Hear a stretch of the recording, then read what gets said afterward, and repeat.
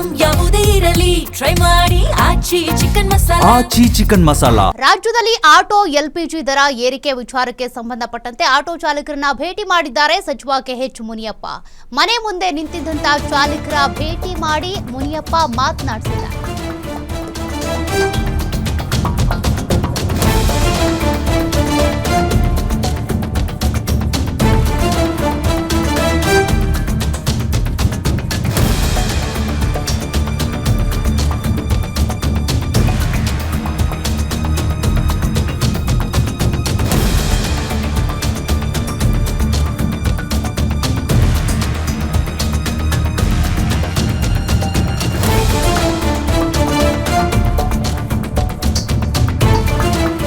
ರಾಜ್ಯದಲ್ಲಿ auto LPG ದರ ಏರಿಕೆ ವಿಚಾರಕ್ಕೆ ಸಂಬಂಧಪಟ್ಟಂತೆ ಅಂದ್ರೆ ಕೆಲ ಬಂಕ್ಗಳೇ ಈಗಾಗಲೇ ಬಂದ್ ಆಗಿದಾವೆ. ಕೆಲ ಬಂಕ್ಗಳಲ್ಲಿ ಎಲ್ಪಿಜಿ ಸಿಕ್ಕರೂ ಕೂಡ ನಿಗದಿತ ಬೆಲೆ 200 ರೂಪಾಯಿಗೆ ಮಾತ್ರ ಹಾಕ್ಸ್ಕೋಬೇಕು, 500 ರೂಪಾಯಿಗೆ ಮಾತ್ರ ಹಾಕ್ಸ್ಕೋಬೇಕು, ಮತ್ತೆ ರೇಟ್ ಕೂಡ ಜಾಸ್ತಿ ಆಗಿದೆ.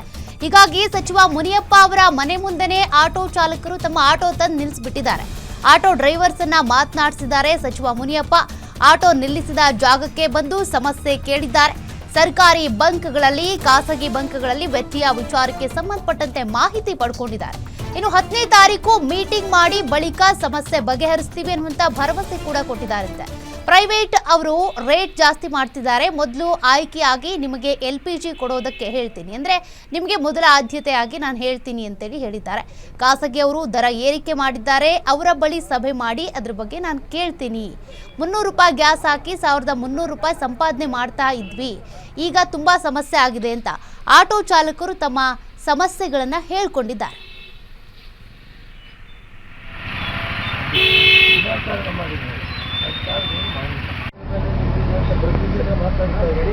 ಯಾರು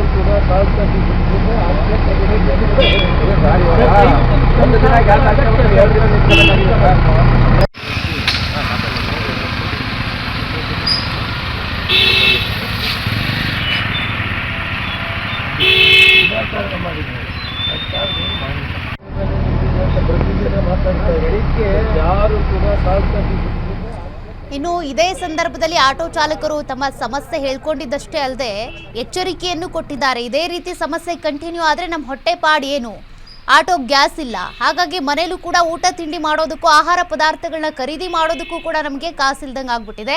ಇದೇ ಪರಿಸ್ಥಿತಿ ಮುಂದುವರಿತು ಅಂತ ಅಂದರೆ ಸಚಿವರು ಎಲ್ಲೆಲ್ಲಿ ಹೋಗ್ತಾರೋ ಅಲ್ಲೆಲ್ಲ ಕಡೆ ಕೂಡ ನಾವು ಘೇರಾವ್ ಮಾಡಬೇಕಾಗುತ್ತೆ, ಕಪ್ಪು ಬಾವುಟವನ್ನು ಪ್ರದರ್ಶನ ಮಾಡಬೇಕಾಗುತ್ತೆ ಅನ್ನುವಂಥ ಎಚ್ಚರಿಕೆ ಕೂಡ ಕೊಟ್ಟಿದ್ದಾರೆ. ಸಚಿವ ಮುನಿಯಪ್ಪ ಈಗಾಗಲೇ ಒಂದು ಅಭಯ ಕೊಟ್ಟಿದ್ದಾರೆ. ನಾನು ನಿಮಗೆ ಆದ್ಯತೆಯನ್ನು ಕೊಡ್ತೀನಿ, LPG ನಿಮಗೆ ಸಿಗೋ ರೀತಿಯಾಗಿ ಮಾಡ್ತೀನಿ ಅಂತ. ಪ್ರೈವೇಟ್ ಬಂಕ್ನವರು ಜಾಸ್ತಿ ಮಾಡಿದ್ದಾರೆ ಅಂತ ಹೇಳಿದ್ದಕ್ಕೂ ಕೂಡ ಅವರನ್ನು ನಾನು ಕರೆದು ಮಾತನಾಡ್ತೀನಿ ಅಂತ ಹೇಳಿದ್ದಾರೆ. ಪ್ರೈವೇಟ್ನವರು ರೇಟ್ ಜಾಸ್ತಿ ಮಾಡಿದ್ದಾರೆ, 10ನೇ ತಾರೀಕು ಮೀಟಿಂಗ್ ಮಾಡಿ ಸಮಸ್ಯೆ ಬಗೆಹರಿಸ್ತೀನಿ ಅಂತ ಹೇಳಿದ್ದಾರೆ. ಬಟ್ ಇದೆಲ್ಲವೂ ಬರೀ ಆಶ್ವಾಸನೆಗೆ ಸೀಮಿತ ಆಗದೆ ಕಾರ್ಯರೂಪಕ್ಕೆ ಬಂದರೆ ಒಳಿತು. ಕಾರಣ ಆಟೋ ಚಾಲಕರು ಸಾಲ್ಗಟ್ಟಿ ನಿಲ್ಲೋದು, ನಿದ್ದೆಗೆಟ್ಟು LPGಗೋಸ್ಕರ ಈ ಬಂಕ್ಗಳ ಮುಂದೆ ಕಾಯುವಂಥದ್ದು, ಈ ಪರಿಸ್ಥಿತಿ ಯಾವಾಗ ನಿಲ್ಲುತ್ತೆ ಅಂತ. ಅಟ್ಲೀಸ್ಟ್ ಅವರ ಪರಿಸ್ಥಿತಿಗೆ ಪರಿಹಾರ ಸಿಕ್ಕರೆ, ಅವ್ರ ಗೋಳಾಟಕ್ಕೆ ಒಂದು ಪರಿಹಾರ ಸಿಕ್ಕರೆ ಇದೆಲ್ಲದಕ್ಕೂ ಕೂಡ ಒಂದು ಫುಲ್ ಸ್ಟಾಪ್ ಬೀಳುತ್ತೆ. ಯಾಕೆಂದರೆ ಅಲ್ಲಿಂದ ಟ್ಯಾಂಕರ್ ಬಂತು ಅಂತ ಹೇಳ್ತೀವಿ, ಹಾರ್ಮುಜ್ ಜಲಸಂಧಿಯನ್ನು ದಾಟಿದೆ ಅಂತೀವಿ, ಭಾರತಕ್ಕೆ ರೀಚ್ ಆಯಿತು ಅಂತೀವಿ. ಆದರೆ ಕರ್ನಾಟಕದಲ್ಲಿರುವಂಥ ಆಟೋ ಚಾಲಕರ ಪರಿಸ್ಥಿತಿ ಹಾಗೇ ಇದೆ, ಮತ್ತಷ್ಟು ಬಿಗಡಾಯಿಸ್ತಾ ಇದೆ. ಅಟ್ಲೀಸ್ಟ್ ಈಗ ಬಂಕಲ್ಲಿ ನಮ್ಗೆ LPG ಸಿಗಲ್ಲ ಅಂತಂದರೆ ಮನೇಲಿ ನೆಮ್ಮದಿಯಿಂದ ಆದರೂ ಮಲ್ಕೋತಾರೆ. ಬಟ್ ಈಗ ಬಂಕ್ಗಳಲ್ಲಿ LPG ಸಿಗ್ತಾ ಇದೆ ಅಂತ ಗೊತ್ತಾದ ತಕ್ಷಣ ಅಲ್ಲಿ ಹೋಗಿ ಕಾಯ್ತಾರೆ, ರಾತ್ರಿಯೆಲ್ಲ ಕಾದಿರ್ತಾರೆ. LPG ಸಿಗದೆ ವಾಪಸ್ ಬರುವಂಥ ಪರಿಸ್ಥಿತಿ ಇದೆ. ಹೀಗಾಗಿ ಅವರಿಗೆ ನೆಮ್ಮದಿಯಿಂದ ಇರೋದಕ್ಕೂ ಆಗ್ತಾ ಇಲ್ಲ, ಗ್ಯಾಸು ಸಿಗ್ತಾ ಇಲ್ಲ, ಸಂಪಾದನೆ ಅಂತೂ ಇಲ್ದಂಗೆ ಆಗ್ಬಿಟ್ಟಿದೆ. 300 ರೂಪಾಯಿ ಹಾಕ್ಸಿದ್ರೆ 700 ರೂಪಾಯಿ 600 ರೂಪಾಯಿ ಸಿಗುತ್ತೆ. ಅದು ಎಲ್ಲಿ ಲಾಭ ನಮಗೆ? ದಿನಗೂಲಿ ಮಾಡುವಂಥವ್ರು ನಾವು, ನಮ್ಗೆ ಇಷ್ಟೆಲ್ಲ ಕಷ್ಟ ಆಗ್ತಾ ಇದೆ ಅಂತ ಸಚಿವ ಮುನಿಯಪ್ಪ ಬಳಿ ತಮ್ಮ ಅಳಲನ್ನು ತೋಡ್ಕೊಂಡಿದ್ದಾರೆ. ಮುನಿಯಪ್ಪ ಅವ್ರನ್ನ ಭೇಟಿ ಮಾಡಿದ್ವಿ. ಬೇಡಿಕೆ ನಮ್ದಿಷ್ಟೇನೆ, LPG ವೆಹಿಕಲ್ ಏನು 1 ತಿಂಗಳಿಂದ ಬಂಕ್ಗಳು ಮುಂದೆ 4 ರಿಂದ 5 ಅವರು ನಿಂತ್ಕೋತಾ ಇದ್ದೀವಿ. ಮತ್ತು ಏನು ಯುದ್ಧ ಶುರುವಾಕಿಂತ ಮುಂಚೆ ಕಳೆದ ತಿಂಗಳು 55 ರೂಪಾಯಿ 75 ಪೈಸೆ ಇದ್ದಿದ್ದ ಗ್ಯಾಸ್ ರೇಟು ಇವತ್ತು 90 ರೂಪಾಯಿ ಒಂದು ಬಂಕಲ್ಲಿದ್ದರೆ ಒಂದು ಬಂಕಲ್ಲಿ 120, ಒಂದು ಬಂಕಲ್ಲಿ 135. ಅಂದರೆ ಬಂಕ್ಗೆ ಯಾವುದೇ ನಿರ್ದಿಷ್ಟವಾದ ದರ ಫಿಕ್ಸೇ ಆಗಿಲ್ಲ. ಮುಂಚೆ ತಿಂಗಳಿಗೆ ಒಂದು ಬಾರಿ ಮಾತ್ರ ದರ ಏರಿಕೆ ಆಗ್ತದೆ. ಸೆಂಟ್ರಲ್ ಎಷ್ಟೇ ಏರುಪೇರು ಬಂದ್ರೂ ತಿಂಗಳಿಗೆ ಒಂದು ದಿನ ಮಾತ್ರ 1ನೇ ತಾರೀಕು ನಮಗೆ ಗೊತ್ತಾಗ್ತಿತ್ತು ಇಷ್ಟು ಜಾಸ್ತಿ ಆಗಿದೆ, ಇಷ್ಟು ಕಮ್ಮಿ ಆಗಿದೆ ಅಂತ. ಈಗ ನಮ್ಗೆ ಯಾವುದೇ ಮಾಹಿತಿನೂ ಸಹ ಸಿಗ್ತಿಲ್ಲ. ಬೆಳಗ್ಗೆ ಒಂದು ಬಂಕಲ್ಲಿ 90 ಇದ್ರೆ ಇನ್ನೊಂದು ಬಂಕಲ್ಲಿ 120. ಅಂದರೆ ಇದು ಯುದ್ಧ ಹೆಸರು ಹೇಳ್ಕೊಂಡು ಆಟೋ ಚಾಲಕರನ್ನ ಹಗಲು ದರೋಡೆನ ಈ ಬಂಕ್ ಮಾಲೀಕರು ಮಾಡ್ತಾ ಇದ್ದಾರೆ. ಮತ್ತು ಸಮರ್ಪಕವಾಗಿ 3 ರಿಂದ 4 ಅವರ್ 5 ಅವರ್ ರೋಡಲ್ಲಿ ನಿಂತ್ಕೊಂಡು ಚಾಲಕರ ಜೀವನ ಹಾಳಾಗ್ತಾ ಇದೆ. 4 ಅವರ್ ನಾವು ಬಂಕಲ್ಲಿ ನಿಂತಿರಬೇಕು, 4 ಅವರ್ ಬೆಂಗಳೂರು ಟ್ರಾಫಿಕಲ್ಲಿ ನಿಂತಿರಬೇಕು. 8 ಅವರ್ ನಿಂತಿದ್ರೆ ನಮ್ಮ ಸಂಪಾದನೆಯ ಹೊಣೆ ಯಾರು? ಏನು ಈ ಥರ ಸಮಸ್ಯೆ ಆಗ್ತಾಯಿದೆ, ಅದಕ್ಕೆ ಬೇಗ ಪರಿಹಾರ ತಿಳಿಸ್ಕೊಡಿ ಅಂತ ಮಾಧ್ಯಮ ಮುಖಾಂತರ ಅವರು ಹೇಳಿದರು. ನನ್ನ ಮನೆ ಹತ್ರ ಬರಬೇಡಿ, ಮೋದಿನ ಹೋಗಿ ಭೇಟಿ ಮಾಡಿ, ನಮಗೂ ಇದಕ್ಕೂ ಸಂಬಂಧ ಇಲ್ಲ ಅಂತ.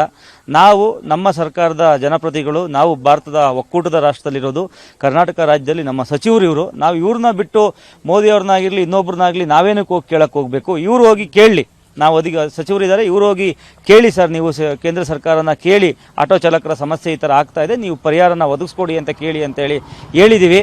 ಅದಕ್ಕೆ ಅವರು ನಮಸ್ತೆ, ನಾನು ಪಾರು ಅಂತ. ನಾನು ಒಬ್ಳು ಮಹಿಳಾ ಬಡ ಆಟೋ ಚಾಲಕಿ.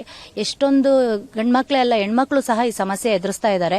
LPGದು ಎಷ್ಟು ಬರ ಆಗಿದೆ ಅಂದರೆ ಮನೆಯಲ್ಲೂ ಸಹ ಮಾಡೋದಕ್ಕಾಗ್ತಾ ಇಲ್ಲ, ಅಡುಗೆಗಳು ಮಾಡೋದಕ್ಕಾಗ್ತಾ ಇಲ್ಲ. ಸಂಪಾದನೆ ಇಲ್ಲ ಅಂದಮೇಲೆ ತಗೊಳೋದಕ್ಕೇನಾಗುತ್ತೆ? ಬ್ಲ್ಯಾಕಲ್ಲಾದರೂ ತಗೋಬೋದು ಅಂದರೆ ಸಂಪಾದನೆ ಸಿಕ್ಕಿದ್ರೆ ತಾನೇ ತಗೊಳೋದಕ್ಕಾಗುತ್ತೆ. ಬೆಳಗ್ಗೆಯಿಂದ ಅದು ಮಿಡ್ ಇಂದನೂ ಬೆಳಗ್ಗಿನ ಜಾವ ಗಂಟನೂ ಕಾಯ್ತಾ ಇದ್ರು ಕೂಡ ಅವ್ರಿಗೆ ಸರಿಯಾಗಿ ಗ್ಯಾಸ್ಗಳು ಸಿಗ್ತಾ ಇಲ್ಲ. ಅದು ಗ್ಯಾಸ್ಗಳು ಬೇರೆ ಗಗನಕ್ಕೆ ಕೂತೈತೆ. 130 ರೂಪಾಯಿ ಅಂದರೆ ಒಂದು ಡ್ರೈವರು 200 ರೂಪಾಯಿ 300 ರೂಪಾಯಿ ಸಂಪಾದನೆ ಮಾಡೋದೇ ಕಷ್ಟ ಆಗಿದೆ. ರ್ಯಾಪಿಡೋ ಅನ್ನೋ ಭೂತ ಇದೆ, ಅದನ್ನು ತೊಲಗಿಸ್ತಾ ಇಲ್ಲ. ಅದರಲ್ಲಿ LPGದು ಏನ್ ಮಾಡ್ಬೇಕು ಅಂತ ಇದ್ದಾರೆ ಈ ಡ್ರೈವರ್ಗಳನ್ನ? ಹೇಳ್ಬಿಡಿ, ಎಲ್ಲರೂ ಬಂದ್ಬಿಟ್ಟು ನಿಮ್ಮ ಮನೆಗಳ ಹತ್ರ ಬಂದ್ಬಿಟ್ಟು ನಾವೇ ಸೂಸೈಡ್ ಮಾಡ್ಕೊಂಡು ಸತ್ತೋಗ್ತೀವಿ. ಎಷ್ಟು ಅಂತ ನಾವು ಈ ತರ ಬಾಧೆಗಳಲ್ಲಿ ನೋಡೋದು. ಸಾಲ ಕಟ್ಟಕ್ಕಾಗಲ್ಲ, ಬಡ್ಡಿಗಳು ಕಟ್ಟಕ್ಕಾಗಲ್ಲ, ಮನೆಯಲ್ಲಿ ಪ್ರಾಬ್ಲಮ್ಸ್ಗಳು ಜಾಸ್ತಿ, ಮಕ್ಕಳು ಫೀಸ್ ಕಟ್ಟಕ್ಕಾಗಲ್ಲ, ಎಷ್ಟೆಲ್ಲ ಪ್ರಾಬ್ಲಮ್ಸ್ ಐತೆ. ಇದನ್ನೆಲ್ಲ ನಾವ್ ಹೆಂಗ್ ಮಾಡೋದಕ್ಕಾಗುತ್ತೆ? ನಮ್ ಕಡೆಯಿಂದ ನಾವ್ ಎಲ್ಲಾ ಹೆಣ್ಮಕ್ಳು ಅಷ್ಟೇ, ನಾವು ಎಲ್ಲಾ ಹೆಣ್ಮಕ್ಳು ರೆಡಿ ಆಗ್ಬಿಟ್ಟಿದೀವಿ. ನೀವೇನಾದ್ರೂ ಇದಕ್ಕೆ ಸಮಸ್ಯೆಗೆ ಪರಿಹಾರ ಕೊಟ್ಟಿಲ್ಲ ಅಂದ್ರೆ ನಿಮ್ಮ ಮನೆ ಹತ್ರ ಬಂದ್ಬಿಟ್ಟು ನಾವೆಲ್ಲ ಹೆಣ್ಮಕ್ಳು ನೇಣಾಕೊಂಡ್ ಸಾಯ್ತೀವಿ, ಇಲ್ಲಾಂದ್ರೆ ಸೂಸೈಡ್ ಮಾಡ್ಕೊಬಿಡ್ತೀವಿ. ಸಿಲಿಂಡರ್ದು ಪ್ರಾಬ್ಲಮ್ ಆಗ್ತಾ ಇದೆ ಸರ್. ಒಂದು ಸಿಲಿಂಡರ್ ಸಿಕ್ಬೇಕು ಅಂದ್ರೆ ಸುಮಾರು 3-4 ತಿಂಗಳು ಕಾಯ್ಬೇಕಾಗುತ್ತೆ ಮನೆಯಲ್ಲಿ ಅಡಿಗೆ ಮಾಡೋದಕ್ಕೆ. ನಮ್ಮ ಆಟೋ LPGಗೆ ಸುಮಾರು ಇಲ್ಲ ಅಂದ್ರೆ ಒಂದು ದಿನಾನೇ ಕಾಯ್ಬೇಕು ಅನ್ನೋ ಪರಿಸ್ಥಿತಿ ಬರ್ತಾ ಇದೆ ಸರ್. ಇನ್ನೆಲ್ಲಿದೆ? ಮನೆಯಲ್ಲೂ ಅಷ್ಟೇ, ಇಲ್ಲಿ ಬೀದಿನಲ್ಲೂ ಅಷ್ಟೇ, ಒಂದು ದಿನ ಪರಿಸ್ಥಿತಿ ಇದೆ. ಏನ್ ಬದುಕಕ್ಕೆ ಆಗ್ತಾ ಇಲ್ಲ.